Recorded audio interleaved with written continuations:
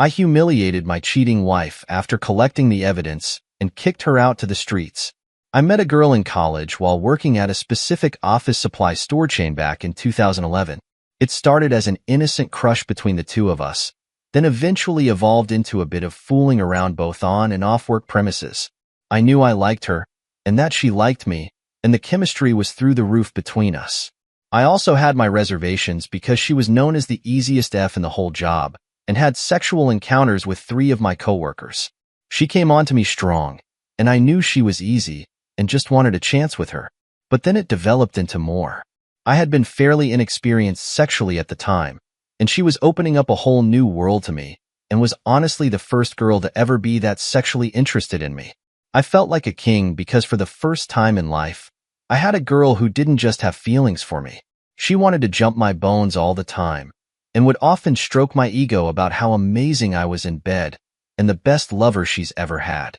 On top of that, we were best friends, had everything in common, and had a bond that neither of us had ever experienced before.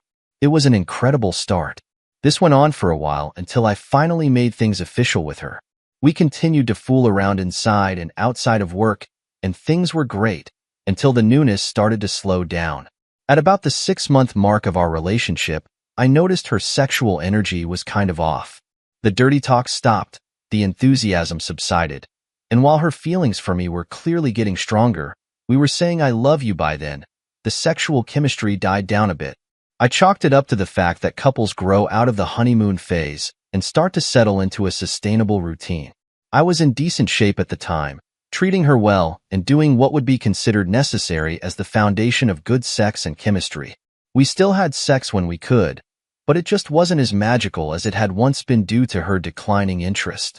At the time, we weren't living together, and she would often promise me that if we lived together, things would be different. This is where I began to start chasing the dragon, so to speak. I eventually brought up the issue again to her when I noticed things still weren't improving, and told her it was important to me and something I felt I needed to not only feel connected with her on a deeper level, but also as a man. It feels good to know you are wanted and needed by your partner, both physically and emotionally. She said it was nothing, and essentially she hadn't noticed a change. She told me things were fine and that she was just growing up. She considered her previous sexual energy as immature, and that she isn't the type anymore to be all over a dude like that. We still continued to have sex once a week, sometimes more, but it was never quite the same. Occasionally, she would revive some of that old enthusiasm on vacations, or times where she was particularly horny. In addition to our declining sex life, I started to notice little red flags, which were ultimately ignored in the long run, like her not being super generous, not being thoughtful as a partner. She had a habit of taking but not giving, and had no interest in doing anything to strengthen our relationship. She became complacent, lazy, combative, disrespectful, secretive, and generally took me for granted. Our first big blowout was over something I saw on her phone under the Whisper app. The Whisper app is essentially a place where you can make anonymous statements out into the ether with no consequences since there is no identifying information. One thing she posted was, "I want to F my professor so badly." Someone replied to her message in a DM and said, "Just do it." She responded with, "I'm trying, huh?" I confronted her about this and almost broke up with her over it, but stupidly decided to forgive her. This started a long trend of finding incriminating evidence in her phone. I should note that she had a rough childhood and had been diagnosed with depression and anxiety. I always took this into consideration, but couldn't excuse bad decision-making and overall being a bad girlfriend just because of the diagnosis, especially since I went above and beyond to give her all the love, support, and literally anything else she needs, in hopes of her maybe feeling inspired to reciprocate in her own way. I tried everything, spending more money, more dates, massages, foot rubs, home-cooked meals every night, words of affirmation, vacations, sex toys, BDSM, something she mentioned wanting to try, and to no avail. She just wasn't digging any of it. Despite all of this, my career was progressing well, my salary was getting bigger, and I started to get serious about the future, marriage, kids, etc., and I decided at around 5 years together to move in. It started out okay, and for a moment felt like we were getting into a groove and that our sex lives were improving. She was more helpful around the house. She eventually stopped complimenting me, only had sex with me if I asked, usually once a week or when she noticed I was being kind of irritable. We became very stagnant and I was internally miserable, knowing that she essentially brought nothing to the table. Financially, I was the breadwinner and paying for mostly everything, didn't work, to improve our home life, and could care less if I was being satisfied, despite having all her needs met and having an incredible support system. I kept trying to do my best and one-upping myself, went on self-improvement journeys, tried to communicate more, and kept giving. She would say she's trying, but it was always in a way that was the least amount of effort and bare minimum, and would complain that nothing was ever good enough for me. Forgetting to do anything for my birthday, no sex on Valentine's Day despite giving her the works, coming home to her being off of work all week in a dirty house, while the first thing she asked me is what's for dinner. I was becoming exhausted with her and felt like a parent, not a partner. She ignored everything as usual and kept chugging along, thinking my life is this way because I'm not good enough. I need to improve in every way so she can finally see that I'm deserving of love and affection and that I'm worth putting effort into. My self-esteem was nothing at this point, and I eventually decided that the only way to fix this and finally get the girl I fell in love with back was to marry her. Insert facepalm here. I was still holding on to the sporadic moments of affection, the hope of better days, and the fact that if she was everything I needed before that, improving myself and her life can bring her back. In 2019, we finally tied the knot and had a beautiful destination wedding in Jamaica where I told everyone who ever knew us that she's the one and we will be together forever. This is where our relationship started to take a turn for even worse. Because our relationship spanned over 10 years, it's hard to put it all here. I will follow up with a part 2 and explain how the cheating started and how everything eventually led to nasty divorce. Sorry for the wall of text. Alright, Mac John 77 says, this story is an absolute train wreck. You start dating a girl because the sex is great. Eventually the sex dies down and she starts being less affectionate. So you move in with her? Then this continues and escalates and you find evidence of her either cheating or at least wanting to cheat. So you marry her? At a certain point, I have to start taking the blame off of her. She showed you who she really is, repeatedly. You just chose not to believe her. Opie replies, for sure, man. 6 months later, I get it now and obviously, see what you mean. Young, dumb, insecure, and inexperienced. Trust me, I know after a certain point it was my fault for ignoring red flags and pushing forward. Let's go to part 2 and 3. So after our massive destination wedding and tens of thousands of dollars spent on an elaborate display of love, things didn't immediately decline. They actually improved a little. We spent the next few months in what felt like a mini honeymoon phase as we enjoyed the new title and presenting ourselves to our friends and loved ones as the couple that had made it. It felt like we had a fresh start. And while things weren't perfect, I saw her starting to try a little more. She was slightly more affectionate, a little more enthusiastic during sex, helping around the house, and with bills a lot more. She eventually decided she wanted to go back to school so that she could make more money and contribute more. And I agreed to take care of the bills while she used the money from her part-time job to pay for her school. It was at this point that the micro-cheating started to pick back up. The micro-cheating. 2014, before marriage. She posted a comment on an anonymous app explaining how badly she wanted to F her professor and confessed on said app that she was actively trying to do so. I forgave her. 2015, before marriage. A video was sent to a female ex-girlfriend of hers via email of her masturbating. She claimed to have not sent it and that it was a 6-year-old video despite having been sent the month prior. 2016, before marriage. I joked around with her one day and said via text, I know what you did. Don't try and lie about it either. I knew she watched one of our Netflix shows without me. She then confessed and said she didn't mean anything by it and nothing happened between them. I was obviously shocked and didn't expect any of that to come out. She was hanging out with and flirting with an old friend from high school who clearly had feelings for her. We'll call him Jacob. She claimed nothing happened. I forgave her. 2017, before marriage. I saw a message between her and her group chat friends at work saying how her favorite sexual position is riding. In our personal life, she would tell me she hated riding, and we rarely ever did it in the 10 years we spent together. In 2018, I started noticing that she was a lot more sexually active behind closed doors than she was with me, except for the occasional vacation, and even vacations were hit or miss. She started buying sex toys. Noticed she was regularly watching porn and masturbating more often the moment I would leave the house. I have no issues with this. However, as you can imagine, I was hoping that somehow that would translate to something in our bedroom, and it never did. Despite my best efforts to create a safe space for us to enjoy sex together, for her, sex with me was a chore, a labor of love, something to pacify me and keep me manipulated. If she wanted her needs met, she would rather handle it herself, even when I offered to be a student, learn her body more, and learn how to please her in the way she needed. She continued to decline my offers and stood her ground, saying, "What you do already is fine. I'm good. I don't need all of that." 2019, 4 months before the wedding. I noticed her starting to become friendly with coworkers at her new job. This wasn't a problem, but they were a group of immature party girls that were dealing with a lot of situationships, according to her stories with them. I would often drop her off and pick her up from work to make things easier for her, so I eventually got to learn a lot about her coworkers. However, there was a particular gentleman at her job that seemed to have a lot of attention from the ladies at work. We will call him Jason.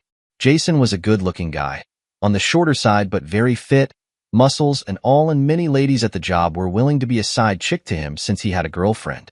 One day, I came across a message to her friend at work explaining to her how hot she thought he was, how she's obsessed with his abs, and she thinks that Jason is going to get her in trouble with her fiancé one day. I confronted her and took the blunt of the blame for invading her privacy. However, the one time every few months that I would snoop through her phone, there was always something incriminating there. I never enjoyed looking through her phone because I knew I would always find something. We moved past that incident and still got married. In 2020, things started to decline as her mental health started to take a hit from the stressors she had in life. School, work, me, and my constant requests for improvement and for us to work together to make our lives better. The first thing that got me considering the idea of leaving was our first wedding anniversary. She didn't bother getting me a gift despite me getting a homemade gift for her and treating her to a day full of activities and a nice dinner. That night, she apparently decided that my gift was going to be sex, and she laid on the bed and with the most begrudging voice ever she said, "Come on, hurry up and get it over with." I declined.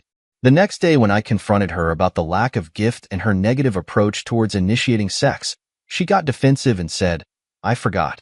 Okay? I just didn't think about it. And in regards to the sex, nothing is ever good enough for you. Everything I do is wrong somehow." She began being a little more complacent.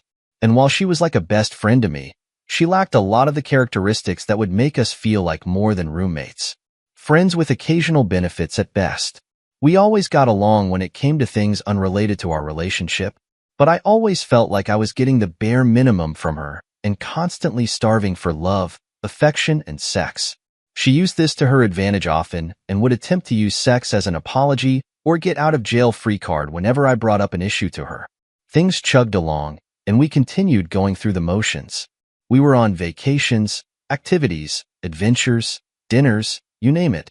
And it was still always just a watered-down version of the person I truly knew her to be.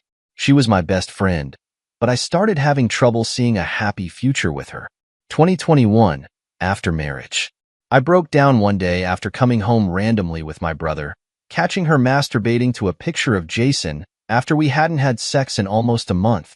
I told her it made me feel unwanted, and it hurt to feel like I'm being deprived because you are focusing your sexual energy on him by yourself. She denied it, said it's not like that, and that she still needs me and what I have to offer, and attempted to be the best version of herself for me for about a week in order to bring me back in. I fell for it. Not too long after this, her mental health took a turn for the worst, and she admitted herself into a psych ward. I came and visited her every day after work for 3.5 weeks straight, sat with her in the mandatory therapy sessions, and even brought her favorite foods and snacks when she didn't like the lunch offered that day. I believed if she can overcome her depression and get the correct treatment and therapy that she would be a better person for me, and our relationship would improve as a result. It did not. 2022, after marriage. This is when everything officially went a crap. Notice that she is spending a lot more time with our friends and partying and having fun. There was also a trend of being really casually dressed when we went out, but being dressed to impress when she went out with her coworkers.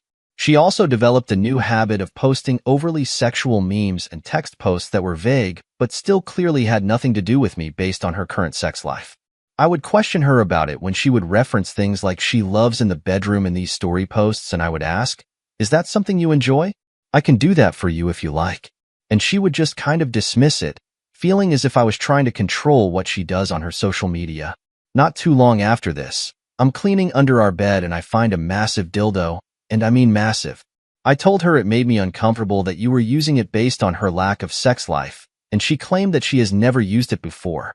I moved on, but as you can imagine, it left me with a very weird insecure feeling that just never sat right with me. At this point in my life, my career was going well. I had side hustles and passive income streams set up and had started to become a little more consumed with work. However, always set aside entire days and weekends for us to spend together doing something she loved, and I would always spoil her and try to take care of her emotional needs the best I can. I got really into NFTs at the time, and during a week-long NFT convention, I spent a lot of time out that week networking and meeting people from the space. I'm not usually that guy. I'm usually home doing something nerdy and really only went out with my wife and my boys occasionally. However, that week I was out late almost every day and let her know ahead of time that this was going to be the case and that it would only be temporary, even going as far as to invite her to all of the events I was able to get her into. One morning, I was out late for the Bored Ape Yacht party and was communicating with her the entire time, giving her my timeline and when I planned to arrive home. I found it odd that she was up until 2 a.m. still texting back when she usually went to sleep early. Went home that night, found her still up and didn't think much about it. We both eventually fell asleep. The next morning I notice she isn't in bed. She sometimes gets up before me, and I get woken up by the sounds of her Apple Watch buzzing frantically with text messages. I look over and see it's from a group message with her coworker and a number saved as Tim Bumble. I opened up the text from her and discovered they were speaking with a gentleman named Tim from the dating app Bumble who looked like a supermodel and sent them multiple pictures proving just how well endowed he was. Both my wife and her coworker were clearly interested in him, as I was hit with a long string of messages between the three of them planning a threesome for the following weekend. In addition to that, nudes were contributed to the group text by each party member, and there was even a side conversation between my wife and him outside of the group chat where she expressed her personal interest in his member and the things she wanted to do to him. I officially lost my crap, and things didn't just go downhill from there. They went off a freaking cliff. Edit. Part 3, since it was removed. So after finding a mountain of incriminating evidence against her, I gathered my thoughts and proceeded to confront her with A. Who the EFF is Tim? She told me that it was her coworker's friend and that she was putting on an act with him in order to help her coworker out. Apparently her coworker really liked the guy, met him on Bumble, and wanted my wife's help at seducing him into a threesome. The plan was to set up the threesome. My wife would bail at the last minute and Tim and the coworker would be together alone to complete the deed. This was the most idiotic thing I ever heard. Obviously I was frustrated by the betrayal of her being completely inappropriate behind my back. But it was also the fact that she displayed a type of energy towards this stranger in those messages that I had been trying to receive from her for years. She claimed she was incapable, claimed her sex drive wasn't what it used to be, and that dirty talk made her feel uncomfortable. But here she was contradicting herself in every single way possible. We cooled off for a bit, and I went to a friend's house for 2 days to clear my head and figure out the next steps. We were a week away from going on a 7-day cruise we had planned prior, and I was trying to figure out what to do about it. She obviously apologized profusely and admitted it was dumb to ruin her marriage over helping a friend EFF a stranger. She started the process of trying to temporarily be the world's best wife for the next week, sending me lunch through Uber Eats with love messages, helping out around the house, trying to be sweet and affectionate, and offering me sexual favors. One particular night, we had really great, mind-blowing emotional sex that reminded me of our earlier sex life, and it made me feel like this was the push she needed to get back into that headspace with me again. If this is what she will be like moving forward, then I could possibly move past things and start rebuilding trust again. So I forgave her and tried to move forward, even deciding to take her on the cruise with me. The cruise went all right for the first few days as I tried to keep my mind off things and enjoy the new effort she was putting in and the person she was trying to be for me, but it kept eating me up inside. Eventually, about 4 days in, I cracked and looked through her phone again to see if there was any evidence I was missing out on. To be honest, I didn't really find much other than a conversation with said coworker vaguely commenting on the issues of our relationship based on a conversation they must have had prior. Apparently, she felt that there were issues and problems in the relationship leading to this that she felt comfortable telling her friends and coworkers, but never to me, even when we set time aside for weekly communication sessions. We argued about it, and she broke down crying and stayed in the cabin for the rest of the day, frustrated that I will never get over this and nothing she does will ever be good enough to fix it.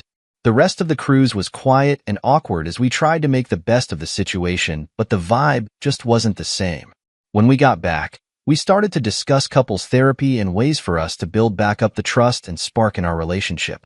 She agreed, and I started looking up therapists and asking for her to do the same. She dragged her feet and never got around to the task despite spending hours scrolling on Instagram daily. Eventually, we found therapy we could afford and started doing sessions, but it was pointless since she put zero thought or effort into any of it and treated it all like a chore. Eventually, I snapped one day during our session, frustrated that she wasn't taking it seriously, frustrated that she didn't even help source the therapy for the problem she created, and even decided to post a funny meme that day about being in a threesome and not knowing what to do. Great meme, really funny, just a little too close to home. At this point, she was all out of effort and completely complacent and devoid of all giving a crap. She began doubling down on the partying and began hanging out and talking to Jason more, spending a lot more time portraying herself as a promiscuous woman on social media and denying a lot of my sexual advances. I stopped planning trips with her or anything for the future because of how weird and uncertain things were. We spent a few months in a weird twilight space where we just went with the flow as roommates, not working on the issues at hand and trying to ignore the dying relationship. It was at this point I started noticing her and Jason getting closer. She'd always mentioned that he was a cool dude and they had similar interests: smoking weed, gaming, anime, etc. I understood why they were cool, and she would say things like, "He's short, he has a girlfriend, we're just friends," nothing more, and I would accept it since I didn't have proof otherwise. I continued to snoop through her phone and didn't find anything incriminating other than walking to the train together after work and smoking weed on their lunch breaks. I told her based on recent events that alone time with him makes me uncomfortable, and I prefer if you not hang out with him alone outside of work. She agreed and assured me it would stop. A month later, I asked if she is still hanging out with him despite the picture being sent from him to her of her walking down the street. I don't know the reference behind this picture, and she claimed not to know why he sent it either. She assured me nothing was going on and sent me a screenshot of her text messages with him, which were few and far between over the course of the last few months, essentially saying that they barely communicate. One Sunday morning, she had plans for brunch with her friends, and she was dressed stunning. Of course, I had already felt like she put more effort into her appearance when going out with friends than with me, but I saw she was happy and excited for the day, and I tried to just internalize it. She noticed I was a little off and asked me, "What's going on with you? You seem upset about something." I told her how I felt, and she proceeded to cry, saying I always have to find a way to ruin her fun and put her down. "It's like you see me being happy about it, go have fun, and try to take it away from me before I go." That was never the case for me, and I explained that to her, but it fell on deaf ears, and she just left upset. She ignored my texts and calls the rest of the day as I tried to gauge when she was coming back home. My cousin was admitted to the hospital the day before, and I wanted to use the car to see her. She never responded. I ended up falling asleep waiting for her to come home around midnight, only to wake up when she drunkenly stumbles into bed and passes out with all her clothes on from the night before. She refuses to answer any of my questions and falls asleep. Me being upset and unable to sleep, I went into the living room to sleep. I noticed something fall out of her jacket pocket and saw it was a throat spray she had apparently purchased that night. It was still in the packaging, and she keeps all of her receipts. I never brought it up to her as I didn't know how to. In the morning, I asked her what happened that night, and she said she got really drunk and was upset with me and wanted her space. She also told me that she decided to do coke that night for the first time. Neither of us had ever tried it because her friend really wanted some, and she tried to bump off a random dealer in the middle of the park to test it before purchasing. I freaked out and told her it was idiotic and irresponsible, and she could have died, but she brushed it off and told me I'm always mad about something. 2 days later, on Yom Kippur, I went to work to see most people had decided to work from home that day. I wasn't aware that the holiday was that day and thought it back to earlier in the morning. My wife was getting ready for school as I was getting ready for work and was prepared to head into class. After realizing that she went to a public college and shouldn't have class that day, I called her to find out where she was. She never answered and instead texted me telling me she found out there was no class when she got there and was headed back home. It was around 12 p.m. I told her to call me ASAP. She took 2 hours to do so, saying she was on the train. I didn't feel comfortable about it, and later at home asked her to promise me she was telling the truth. I noticed that night in her phone that her coworker had texted her, "How did it go?" To which she called her and spoke with her for 20 minutes. The following morning I noticed her drawer was open and I saw something familiar, the deep throat spray and what I thought was the associated receipt. However, this time the throat spray was not in its original packaging and had clearly been used. The receipt next to it was actually for a McDonald's drive-through order nowhere near our apartment or her school around the time she said she was on the train. I confronted her, and she assured me it wasn't her receipt and that she just tested out the spray. She also tried to convince me that she bought it for me and her to use, despite never telling me this and purchasing it on a night where she claimed to be mad at me. I asked her about what her coworker meant about how did it go, how did what go, and what did you guys talk about if there was no school that day. She dismissed it as her and her coworker just catching up. A month later, I found myself going through the phone records online trying to locate a number I had called in the past for tax help and realized that I was able to see who texts me and who I have texted going back months prior. I couldn't see the content of the texts, but I was able to see who sent what to who and when. Instantly, I decided to look under her phone records since I was the primary account holder. I noticed that she had been texting a certain number back and forth for months. I go to her phone to try to locate the contact, and lo and behold, it's Jason. Thousands of messages between them over the course of 3 months, none of which were reflected in the empty screenshot of her messages with him, meaning she must have been deleting everything as she goes. I was furious and confronted her. Prior to this, she told me she had no one to talk to about her problems and her world was falling apart because she had no support system like I did with my friends, despite how close she had seemed to get to her coworkers.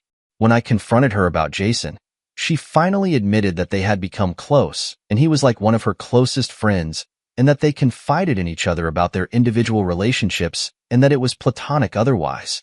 She eventually also admitted that she had saw him that day on Yom Kippur when she went to school and that they still hang out outside of work. I was furious. This was the final straw, and I told her if you really like him that much, you should be with him. She yelled back frustrated, saying that she doesn't even like him like that, and nothing she said would get me to believe her. Claimed I was being jealous for no reason, and that their friendship doesn't threaten us in any way. I couldn't trust her anymore and didn't believe anything she said obviously, so I reached out to Jason. I asked Jason if he was effing my wife, to which he claimed no, he wasn't. They just talk and hang out sometimes. He doesn't keep any records of their messages because he has a girlfriend and doesn't want any drama by saving texts with female coworkers. Claimed he doesn't mess with girls at work as a personal rule and apologized to me, telling me that, as a man, "I'm sorry you're going through this." I didn't know what to believe. I thanked him for the honesty and proceeded to tell my wife to leave the apartment for a few days while I packed my stuff. I packed, I cried. I said goodbye to my cats and goodbye to her, and proceeded to go to my father's house after the most traumatic final goodbye I had ever experienced. We were both devastated to see where we currently were after all we had been through and how far we had come. All I wanted was to go back to better days, but I couldn't stop thinking about the lying, the mistrust, the laziness, and the complete void left in me by being in such a toxic, unsatisfying relationship for so long. I became a shell of myself,